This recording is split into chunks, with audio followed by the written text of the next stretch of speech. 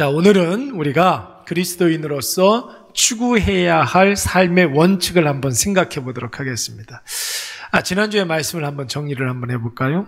나의 오름이 다른 사람의 성장의 걸림돌이 되면 안 된다.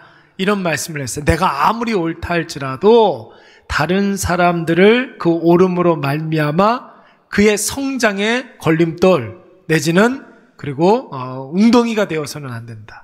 그런 이야기를 했었죠.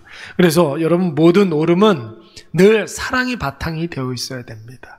사랑으로 타인에게 생명을 전하고 사랑으로 예수 그리스도 안에서 성장하기를 바라는 것.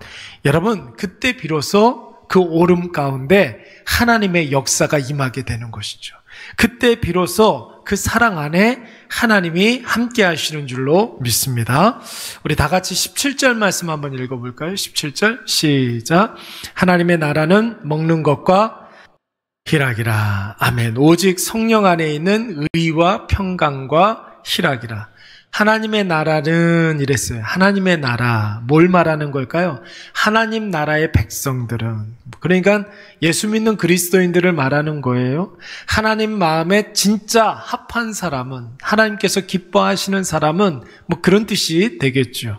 성령 안에서다 날마다 성령님의 인도하심에 순종하는 사람이라는 거예요. 자, 하나님께서 기뻐하시는 사람은 어떤 사람이라고요? 성령 안에 있는 사람이라고 그랬어요. 그 성령 안에 있는 사람은 어떤 사람이냐면 성령의 역사의 그 테두리 안에 있는 사람이라는 거예요. 그러니까 당연히 성령께서 인도하시는 그곳으로 순종하며 나아갈 수 있겠죠. 오늘 새벽에 그런 이야기를 했어요. 순종에 3요소가 있다고 그랬는데 기억을 하십니까? 순종의 3요소라는 것은 뭘 말하는 거냐면 타협 없이 선제적으로. 그렇죠. 하나님의 말씀을 최우선으로 놓고 먼저 그 나라와 그 의를 구하는 것이 순종의 제1원칙이에요. 제2원칙은 무엇입니까? 신속하게. 지체하지 말고 빨리. 그래서 여러분, 믿음의 이만큼이라면 믿음의 분량과 순종의 속도는 비례한다고 그랬어요. 정비례한다고 그랬습니다. 그러니까 여러분, 우리가 하나님이 살아계신다는 사실을 믿고 하나님께서 나의 아버지라는 사실을 믿는다면 그 하나님의 말씀에 신속하게 우리가 순종할 수가 있는 거예요. 세 번째 원칙은 뭡니까? 지속적으로, 중단 없이 지속적으로 계속해서 이 핑계 저 핑계 대면서 중단하지 아니하고 계속 그 일들을 하는 것. 이것이 바로 순종의 여러분 3원칙인 줄로 믿습니다. 성령 안에서 성령께서 인도하시는 그곳으로 이 세 가지를 가지고 순종하는 거예요. 그러면 의와 평강과 희락이 넘는 거예요. 이게 뭘 말하는 거냐면 의로움이라는 것은 하나님과 바른 관계를 의미하는 거예요. 그러니까 아까 전에 우리가 서로 인사했던 것처럼 하나님 앞에 더 가까이 나아갈 수가 있다는 거죠. 정리 한번 해볼까요? 자, 하나님께서 기뻐하시는 사람은 어떤 사람이라고 그랬습니까? 성령 안에 있는 사람, 성령이 인도하시는 대로 순종하는 사람이라고 그랬어요. 그런 사람에게는 의와 평강과 희락이 넘친다고 그랬어요. 하나님께 더 가까이 나아가는 것이죠. 하나님께 더 가까이 나아가면 하나님께서 더 선명하게 보이는 거예요. 그러면 여러분, 세상이 줄 수 없는 평안이 우리에게 임하게 되고 세상이 줄 수 없는 기쁨이 우리 가운데 임하게 되는 줄로 믿습니다. 여러분, 1980년대 후반경에 여러분 기억은 하십니까? 이상구 박사 기억이 나십니까? 굉장히 유명한 신앙인이고 그리스도인이었는데 이분이 기독교 신앙을 중심으로 해서 식생활을 개선해야 된다 이런 주장을 해가지고 여러분 그때 당시에 교회들마다 이분을 늘 다 초청을 해가지고 이분의 강연을 들었단 말이에요. 강연이 끝나고 성도들이 질문을 받았는데 성도들이 뭘 질문을 했느냐면 신앙에 대해서 질문하는 것이 아니라 뭐 먹으면 좋냐, 뭐 먹으면 안 좋냐, 이럴 때는 뭘 먹어야 되느냐, 이것은 이런 음식은 어떻게 먹어야 되느냐? 이런 질문을 많이 했단 말이에요. 자, 보세요. 교회에서 강연을 하는데, 신앙 강연을 하는데, 여러분, 교회에서 강연을 하는데 신앙 강연을 할 거 아닙니까? 간증을 하고 그러는 것 아닙니까? 그런데 정작 성도들이 질문하는 내용은 신앙과 전혀 상관없이 무엇을 먹어야 되는지, 무엇을 어떻게 먹어야 되는지, 이런 것에만 관심이 있었단 말이에요. 여러분, 성령 안에 있는 사람이 바로 하나님을 믿는 사람, 하나님의 자녀이고, 그런 사람들이 성령의 인도하심대로 순종할 때 의와 평강과 희락이 넘쳐나는 줄로 믿습니다. 그래서 여러분, 세상의 원리대로 살아가는 것이 아니라 말씀의 원리대로 여러분 기도하고, 말씀의 원리대로 기도하면 하나님께서 어떻게 역사하시는지가 큰 눈으로 보이게 되는 것입니다. 여러분, 17절 말씀에 가장 중요한 것이 뭐라고 그랬습니까? 가까이 갈 때 의와 평강과 희락이 넘친다고 그랬어요. 의라는 것은 디카이오시네라는 그런 이렇게 발음을 하는데, 이것은 하나님과 바른 관계를 맺기 위해서 하나님의 말씀에 순종하는 삶을 말하는 거예요. 여러분, 하나님과 바른 관계가 맺어지게 되면 하나님의 말씀이 헛으로 들리지 않아요. 이 말씀이 마치 나를 두고 하는 말씀 같고, 나에게 주시는 말씀 같고, 내가 이 말씀을 정말로 전심을 다해서 순종하면 하나님 앞에 더 가까이 나아갈 수 있다라는 확신이 들게 되는 거예요. 이것이 바로 의로움이에요. 의로움. 그래서 여러분, 그리스도인들은 거짓을 피하고 불법을 행하지 않는 것입니다. 거짓과 불법을 행하면 나에게 고스란히 피해가 와서 그러는 것이 아니라, 여러분 보세요. 세상 사람들도, 불신자들도 거짓말 안 하는 사람들이 있어요. 불법을 행하지 않는 사람들이 있습니다. 왜 그렇습니까? 도덕적으로 훌륭해서 그러기도 하지만, 그러면 나에게 고스란히 피해가 더 온다라는 것을 아는 사람들은 거짓말하지 않아요. 불법을 행하지 않습니다. 자기 자신을 위해서 거짓말하지 않는 거예요. 그런데 여러분, 우리가 의로운 삶을 산다라는 것은, 그리스도인들이 의로운 삶을 산다라는 것은 누가 싫어하기 때문에? 하나님이 싫어하기 때문에 그 일들을 안 하는 거예요. 왜요? 나는 하나님께 더 가까이 가야 되기 때문에. 나는 하나님과 바른 관계를 늘 맺으면서 살아가야 하기 때문에 하나님의 뜻이 아닌 곳으로는 가지 않는 거예요. 그게 바로 의로움이라는 것입니다. 그런데 여러분, 의를 행하려면 감수해야 할 몇 가지가 있습니다. 계속해서 의만 강조하고 의로운 삶만을 주장하면 그 옳음이 타인에게는 칼이 될 수가 있는 거예요. 지난주에 그런 이야기 했었잖아요. 나의 옳음이 다른 사람의 성장을 막을 수가 있다라고 했습니다. 그래서 여러분, 뭐가 필요합니까?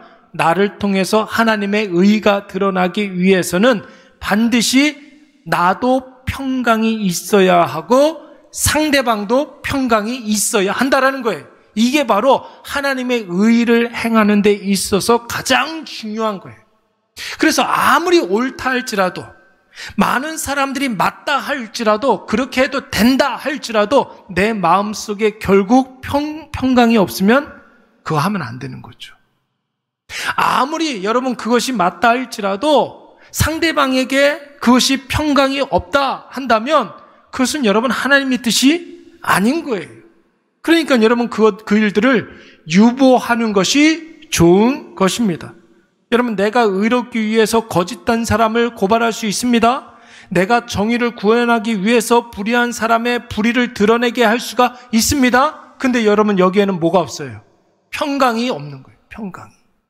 그래서 여러분, 의를 행할 때는 언제나 평강이 필요해야 될 줄로 믿습니다. 내가 마땅히 그렇게 하고 싶어요. 이건 맞는 일이야. 그런데 이 일을 하고 나면 내 마음이 편하지 않을 것 같아. 그러면 하지 않는 거예요. 하지 않는 것이 아니라 유보하는 거예요. 내 마음이 편해질 때까지. 그 일이 아무리 옳다 할지라도. 그래서 하나님 앞에 더 가까이 나아갈 때, 의로움을 행할 때 반드시 뭐가 있어야 된다? 평강이 있어야 되는데 내 마음도 편해야 되고 상대방에게도 평강이 임할 수 있어야 한다라는 것입니다. 여러분, 그래서 의를 행할 때는 언제나 평강이 필요한 것이, 이렇게 해서 나도 하나님의 의를 실현하고 타인에게도 불법과 불의를 버릴 때, 여러분 그때 비로소 참된 희락이 오는 줄로 믿습니다. 희락이 뭐예요? 희락이 뭐예요? 기쁨이잖아요. 기쁨, 희열, 기쁨. 그것을 말하는 거야. 그리스도 안에서의 즐거움을 말하는 것입니다. 나도 기쁘고 나와 평강한 그 사람도 불의를 버림으로 기쁘고. 그래서 언제나 하나님과 바른 관계를 이어갈 때 의와 평강과 희락은 동시에 같이 실현되는 줄로 믿습니다. 의로운 일, 맞는 일, 그 일들을 할 때는 평강이 있어야 되고 기쁨이 있어야 하는 거예요. 여러분 꼭 기억하십시오. 하나님의 의를 행하기 위해서 타인과 평강을 이루고 하나님의 의와 타인과의 평강을 이룰 때 오는 희락과 기쁨을 누리려면 여러분 절대로 단시간 내에 이것이 이루어지는 것이 아닙니다. 의로움이라는 것은 여러분 훈련을 해야 돼요. 훈련이 뭐라고 그랬어요? 계속 반복하는 것이라고 그랬잖아요. 같은 일을 계속 반복하는 것. 근데 그 일들이 지겹지 않은 것. 이게 바로 훈련이에요. 평강을 맺기까지는 여러분 어제까지만 하더라도 별로 관계가 좋지 않았는데 내일 막 이렇게 평강해주고 막 이렇게 편해지고 그런 일은 없습니다. 여러분 시간이 오래 걸리는 거예요. 관계가 회복되기 위해서는 시간이 오래 걸리는 거예요. 그리고 기쁨의 열매를 얻기 위해서는 여러분 열매를 맺기 위해서는 가장 필요한 게 뭐예요? 인내가 필요하잖아요. 때가 될 때까지 기다리는 것이죠. 아무리 40번 금식을 40일 금식을 몇 번씩 하고 매주 교회에서 힘을 다한 봉사를 하고 철야를 하고 마음 다한 헌신이 있다 할지라도 의와 평강과 희락을 위해서 충분한 시간이 쌓이지 않으면 그 일들을 감당할 수가 없게 되는 것입니다. 여러분 우리의 신앙은 단거리 경주가 아니에요. 100m 달리기가 아니에요. 장거리 경기예요. 장거리 경기. 그러니까 여러분 오늘 당장 뭔가 결정을 내리려고 하지 마십시오. 기다릴 줄 알아야 돼요. 하나님의 때와 하나님의 방식을 기다릴 줄 알아야 하는 것입니다. 그래서 여러분 이것을 성경에서는 내 힘으로는 안 된다고 이야기하는 거예요. 누구 안에서 된다고 그랬습니까? 누구 안에서? 성령 안에서. 성령님의 안에서만 가능하다고 했던 것입니다. 성령께서 인도하심을 철저히 순종하면서 성령께서 우리에게 허락하시는 의와 평강과 희락을 누려야 될 줄로 믿습니다. 오늘 성령 안에서 그리스도의 의와 평강과 희락을 풍성하게 누리시는 저와 여러분이 되시기를 간절히 축원합니다. 우리 18절 말씀 한번 읽어볼까요? 18절 말씀 이로써 시작. 이로써 그리스도를 섬기는 자는 사람에게도 그리스도를 섬기는 자는 이건 뭘 말하는 거예요? 그리스도인들 말하는 거죠. 그리스도인들. 그렇죠. 하나님의 자녀들은 두 가지 중요한 목표가 있다고 그랬습니까? 뭐라고 그랬어요? 하나님께는 기쁨이 되고 또 사람에게는 칭찬받는 사람이 되어야 한다는 거예요. 사랑하는 여러분, 우리가 결단코 잊지 말아야 할 것은 하나님을 기쁘시게 하는 일은 지금 잠깐 오해를 받는다 할지라도 결국에는 사람에게도 칭찬받고 인정받게 되는 줄로 믿습니다. 여러분 보세요. 사람에게 잘 보이려고 우리가 하지 말아야 할 일을 할 필요는 없죠. 그렇죠? 근데 하나님께서 기뻐하시는 그 일을 하기 위해서 잠깐 사람들의 오해를 받을 수는 있는 거예요. 근데 사람들은 자꾸만 거꾸로 살려고 그래요.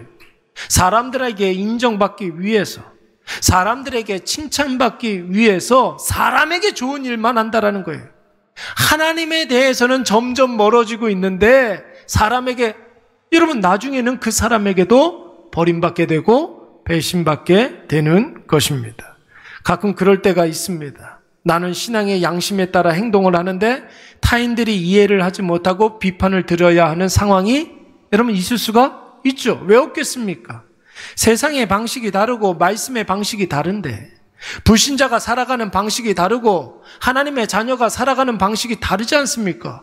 그러면 여러분 그 다른 것만큼의 오해가 있을 수 있는 거예요. 오해가 아니라 생각하는 것의 차이가, 그리고 삶의 목표가 다르기 때문에, 목적이 다르기 때문에 불신자가 예수 그리스도를 믿는 사람들을 이해하지 못하는 것은 당연한 거예요. 그런데 여러분, 그것이 오래도록 영원토록 오해로 끝나지 않는다는 거예요.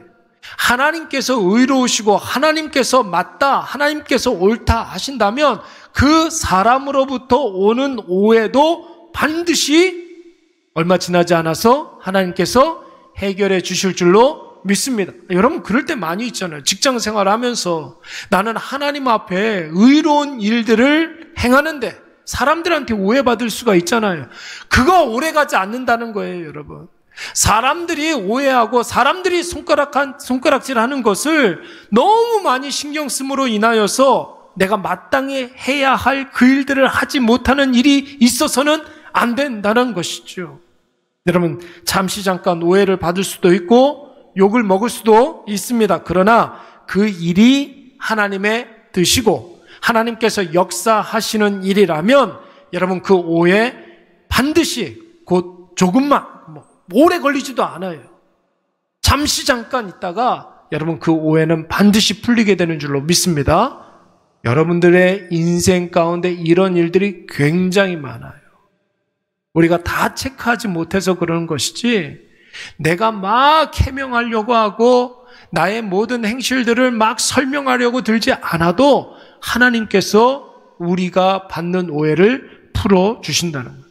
다윗 한번 보세요. 다윗이 형님들이 어떻게 지내나 아버지 이새가 보고 오라고 그래가지고 전쟁터에 가잖아요. 전쟁터에 원래 다윗이 참전하려고 간 게 아니었어요. 형님들이 전쟁터에서 잘 지내나 그거 보러 간 거예요. 그런데 여러분, 골리앗이 하나님을 욕하고 이스라엘 백성들을 위협하잖아요. 그러니까 다윗의 마음에 의로움이 분연히 일어나게 되는 거예요. 의분이죠. 그래서 골리앗과 내가 싸우겠다고 이야기했습니다. 자, 형들의 반응이 어땠어요? 네가 구경하려고 이 전쟁터에 왔느냐? 우리를 무시하느냐? 네가 뭘 한다고 그러느냐? 이러면서 다윗을 막내 동생을 꾸짖었단 말이에요. 사울은 여러분 어땠습니까? 우습게 생각을 했어요. 사울은 무시했습니다. 그런데 그 일이 하나님의 뜻이요 하나님의 의를 위한 일이었기 때문에 얼마 가지 않아서 그 오해와 그 무시가 다 해결된 줄로 믿습니다. 어떻게 해요? 골리앗이 무너짐으로 말미암아. 오래가지 않았어요, 여러분. 오래가지 않았습니다. 하나님의 자녀가 받는 그 오해는 하나님이 받는 오해이기 때문에 하나님께서 그 억울함을 반드시 해결해 주시는 줄로 믿습니다. 여러분, 요셉을 한번 보세요. 보디발의 집에서나 감옥에서 요셉이 뭘 한다고 가정 총무를 하고 감옥 총무를 하겠습니까? 처음에는 여러분, 사람들이 오해를 하고 사람들이 뭐라 했죠. 그런데 여러분, 하나님이 주시는 형통으로, 하나님이 주시는 지혜로 하나님의 의를 이루어 가니까 결국에 하나님께서는 기뻐하시고 사람에게는 칭찬받는 일들이 벌어지게 되는 거예요. 오늘 이 놀라운 역사가 저와 여러분의 삶 가운데 풍성하게 임하시기를 간절히 축원합니다. 이거 있어야 되는 거예요. 내가 참지 못하고 내 방법을 사용하고 내가 기다리지 못하고 세상 방식을 자꾸만 사용하면 여러분, 그 오해는 오해가 아니라 그것은 정설이 돼버리고 마는 거예요. 그것이 오해가 아니라는 사실을 입증하기 위해서 하나님께서 원하시는 방식대로 해야 한다는 것이죠. 예수님 보세요. 예수님 가는 데마다 박수 받으셨습니까? 그렇지 않았잖아요. 우리가 새벽마다 살펴보고 있는 마가복음서의 말씀을 보시면 예수님의 공생의 기간 중에 예수님은 엄청난 오해와 핍박을 받았습니다. 그러나 예수님 십자가에서 죽어가시는 그 순간에도 예수님 그 은혜, 십자가 그 은혜로 말미암아 예수 그리스도를 구주와 주님으로 믿고 천국 가는 사람들이 있잖아요. 로마군을 통솔하는 백부장도 이 사람은 진실로 구원자, 하나님의 아들이었다, 이렇게 고백을 하고, 그리고 양편에 이렇게 같이 못 박혀 있었던 한편 강도도 오늘 네가 나와 함께 낙원에 이르리라, 이 선포를 듣지 않았습니까? 사랑하는 여러분, 꼭 기억하시기 바랍니다. 수많은 사람들이 자신은 참된 그리스도인이라고 자처하지만 진실한 그리스도인들은 반드시 의를 이루는 일들이 있어야 될 줄로 믿습니다. 하나님과 바른 관계를 맺고 하나님을 위해서, 하나님과 가까워지기 위해서 하나님께서 원하시는 일, 하나님께서 기뻐하시는 일들을 행하는 일들이 오늘 있어야 한다라는 것이, 하나님 앞에서의 의를 이루기 위해서는 여러분, 나도 평강이 있어야 되고 남도 평강 가운데 있어야 되는데, 그러기 위해서는 그에게 이해 납득 공감이 있어야 되고 나는 하나님 앞에서 의로워져야 한다고 해서 그 의로움이 타인에게 모시되어서는 안 된다는 것이죠. 그리고 서로 피차간에 희락과 기쁨이 있어야 될 줄로 믿습니다. 힘들어요. 근데 여러분, 이것은 굉장히 힘든 일이에요. 그래서 신앙생활은 아까 전에도 말씀을 드렸지만 어제 오늘 하고 끝나는 그런 단거리 경주가 아닙니다. 긴 시간을 두고 결국은 우리가 반드시 이뤄내야 하는 장거리 경주입니다. 혹시라도 오해를 받더라도, 억울하게 핍박을 받아도 성령께서 인도하심을 확신하시고 성령 충만함으로 예수 그리스도와 동행하시기 바랍니다. 결국 우리는 그리스도의 의와 평강과 희락을 풍성하게 누리게 될 줄로 믿습니다. 19절 말씀 한 번 더 읽어볼까요? 19절 말씀 다 같이 시작. 그러므로 아멘. 여러분, 그러므로라고 그랬잖아요. 그러므로. 이 그러므로라는 말은 앞에 17절과 18절 말씀을 받는 말씀이에요. 성령 안에서 의와 평강과 희락을 추구하는 사람을 말하는 것인데, 그래서 그 사람은 하나님께는 기쁨이 되고 사람에게는 칭찬받는 사람입니다. 사랑하는 여러분, 우리가 꼭 기억해야 될 것은 그리스도인들은 두 가지를 힘쓰는 사람들이에요. 하나는 하나님과 화평을 이루는 일이고, 또 다른 하나는 사람에게 덕을 세우는 일입니다.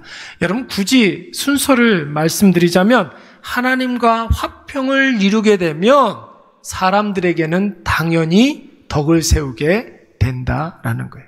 그러니까 여러분, 사람 의식하지 말고 누구만 바라보라고 그래요? 하나님만 바라보라고 그러잖아요. 하나님만 바라보면 하나님께서 나에게 원하시는 것이 무엇인지를 알게 되고, 그 하나님이 너무나 선명해지기 때문에 하나님이 원하시는 그 일을 하게 돼요. 그 일이 다른 사람에게는 덕을 세우는 일이 된다라는 것입니다. 여러분, 이것을 예수님께서는 이렇게 이야기하셨어요. 율법사가 율법들 가운데, 여러 개, 수백 개의 율법들 가운데 가장 중요한 율법이 무엇입니까? 라고 질문을 하셨을 때 예수님께서 뭐라고 말씀하셨습니까? 첫째는 너는 마음을 다하고 목숨을 다하고 뜻을 다하여 주 너의 하나님을 사랑하라. 이게 첫 번째다. 두 번째는 뭐라고 그랬어요? 두 번째는 첫 번째와 같으니, 첫 번째와 같으니, 그러니까 똑같은 비중으로 내 이웃을 내 몸과 같이 사랑하라, 이렇게 말씀하셨단 말이에요. 그러니까 첫 번째는 순서적으로는 하나님 앞에서 내가 정말로 하나님을 사랑하는 마음으로 나아가게 되면 여러분, 그것이 다른 사람들을 자연스럽게 사랑하게 만든다는 거예요. 여러분, 내 힘으로 어떻게 내 이웃을 사랑할 수 있습니까? 그거 가능해요? 아닐걸요? 조금만 섭섭해도 시험에 들어요. 사람은 그래요, 여러분. 많이 내가 사랑하면 내가 사랑할수록 여러분, 그 사랑한 만큼의 상처로 돌아오게 돼 있어. 사람이라 그래요. 그거 어쩔 수 없습니다. 오늘도 어떤 분이 그런 이야기를 해요. 자기 이게 어린이집 같은 걸 이렇게 운영을 하는데 가끔 가다가 정말로 사랑하고 정말로 잘 이렇게 이쁘게 그렇게 했던 아이가 사소한 일 때문에 떠나가는 아이들도 있다는 거예요. 그러면 여러분, 속이 상할까요? 안 상할까요? 속이 상하겠죠. 근데 자기는 속상하지 않대. 어떻게 속상하지 않을 수가 있습니까? 제가 그랬더니 정말로 최선을 다해서 내가 할 수 있는 것만큼의 최선을 다했기 때문에 전혀 그거에 대해서 뒤돌아보지 않는다는 거예요. 아쉽지도 않고 아깝지도 않고 내가 할 수 있는 만큼을 했기 때문에. 근데 그 말을 듣는데 공감이 되는 거예요. 공감이 되는 거예요. 내가 할 수 있는 힘을 다 하고 거기까지인가 보다라고 생각을 하면 그것으로 끝나는 거죠. 그것에 대해서 섭섭함도 없고 아쉬움도 없고 그것 때문에 화가 나지도 아니하고 밤잠 설치는 일들도 없는 거예요.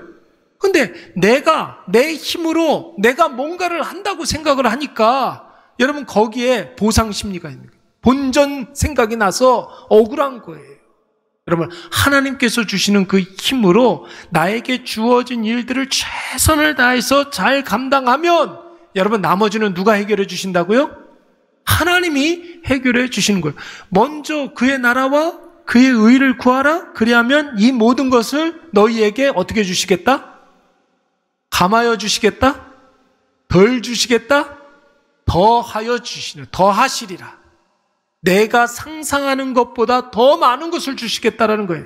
내가 그 문제를 해결하는 것보다 하나님께서 그 문제를 해결하시는 것이 훨씬 더 효율적이고 훨씬 더 효과적이고 훨씬 더 능률적이지 않겠습니까? 그렇죠? 여러분, 나에게 있는 내 문제 내가 해결하려고 하지 마세요. 하나님이 해결해 주십니다. 하나님에게 기회를 드리세요. 하나님께서 해결해 주시면 내가 해결하는 것보다 훨씬 더 능력 있는 그런 일들이 일어나게 되는 줄로 믿습니다. 그러니까 여러분, 내가 할 일은 너는 마음을 다하고 뜻을 다하고 목숨을 다하여 주 너의 하나님을 사랑하기만 하면 되는 거예요.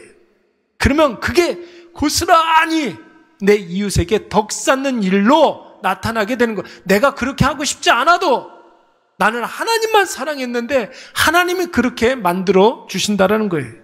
로마 시대 때에는 여러분, 오늘 본문의 말씀을 보시면은 힘쓴다라는 그런 표현이 나오거든요. 힘쓴다, 힘쓰나니.